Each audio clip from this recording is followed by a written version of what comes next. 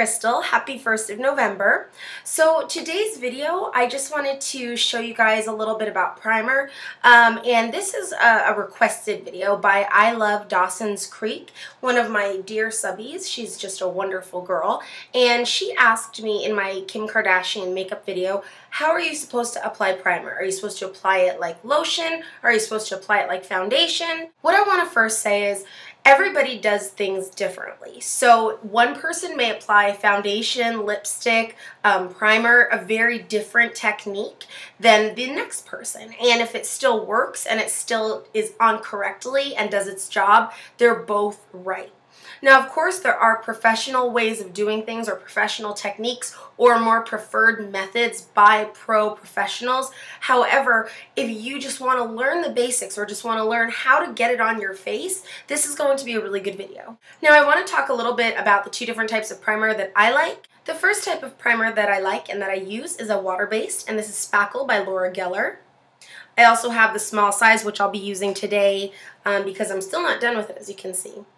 So I have Spackle, which is a water-based primer. Now, water-based primer is really good for those who have more oily skin, clogged pores, or prone to acne. It works the same as any primer. It's just much lighter than, let's say, a silicone-based primer. And most water-based primers are oil-free, and you need such a thin layer when talking about primers in general. Then the next types of primers that I really like are the silicone-based primers, and that's like the Hard Candy and the Sheer Cover Base Perfecting Primer.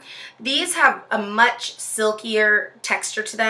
These, you need still just a little amount, but it feels a bit thicker on your face. You can really feel it on your face, and in my opinion, my makeup goes over just a little bit more smoothly on a silicone-based primer, and you know what? That just has to do with my skin type, not the primer itself.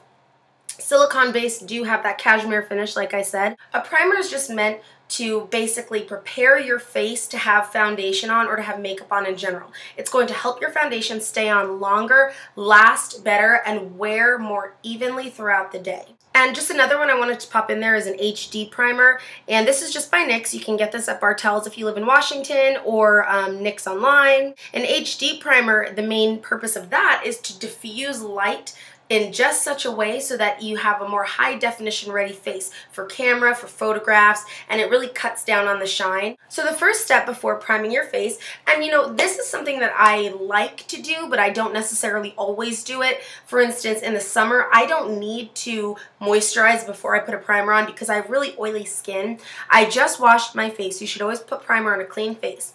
In the fall and winter, my skin gets quite dry, so I do need to moisturize. Moisturizing is always a good idea. So I'm just going to be using this Pangea Organics, and I choose to rub it in around my eyes, definitely,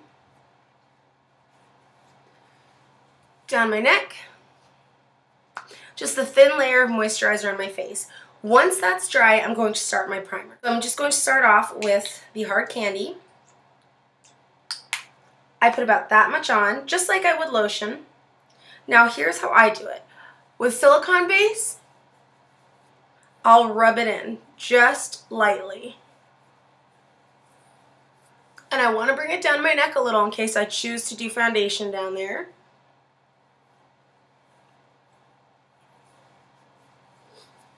And I just make sure that it's nice and smooth. So that's how I would go ahead and I would use my silicone-based foundation. Rub it in, very gentle motions. With lotion, sometimes we tend to want to rub it all the way in until we can't feel it or see it.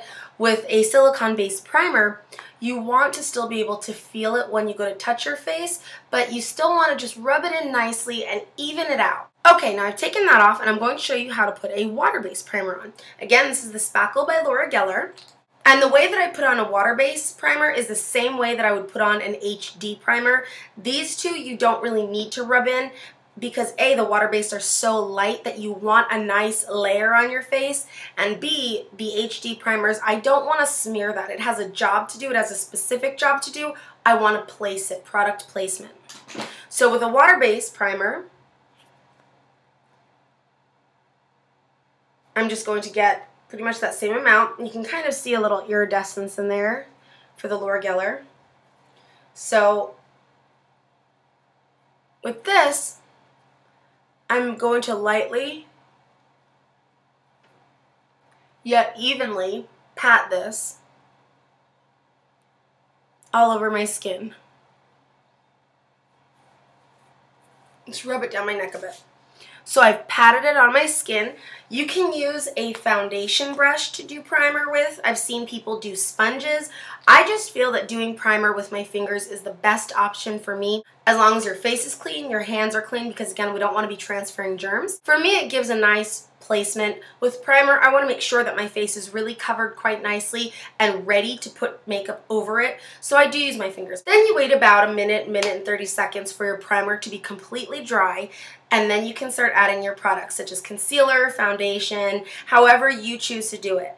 So thank you again to I Love Dawson's Creek for asking, how do you put primer on? I really hope that this helped you, and I hope that this helped anybody else who may be wondering that same question. And I really do appreciate when you girls ask questions, because it's the only way that information is going to get passed around.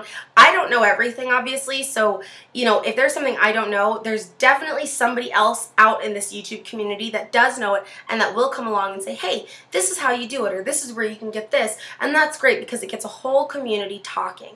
And another thing, I do know that there's a lot of you that private message me, and of course I wouldn't say your names, but there are many girls that private message me on my YouTube asking certain questions or requesting certain videos. And there's nothing wrong with that. I really appreciate it, and I love reading your emails. The only thing is, I encourage you, if you really feel silly for any reason asking a question on the comments, go ahead and email me. I know sometimes it can be a little intimidating to ask a question, especially if you feel like everybody should know it and you don't. I feel like that. I feel silly asking questions too. But I ask because I figure somebody else is wondering that too. So for every one person who is afraid to ask, there's 10 other girls who want to know the same question. So thank you guys again so much for watching. Please don't forget to subscribe to my blog and follow me on my blog. The link is down below in the down bar. And I will see you guys later.